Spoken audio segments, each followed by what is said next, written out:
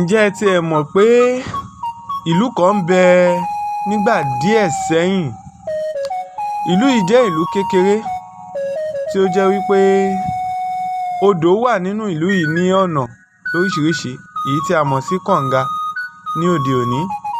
Ṣùgbọ́n tó bá ti di àsìkò ẹ̀rùn, gbogbo àwọn kànga tó wà nínú ìlú yìí ló máa ń gbẹ tí ò ní sí omi níbẹ̀.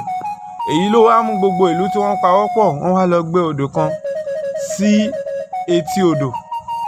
Odò tí wọ́n gbẹ́ sí etí odò yìí ni gbogbo aráàlú máa lọ ń pọn tó bá ti di àsìkò ẹ̀rùn.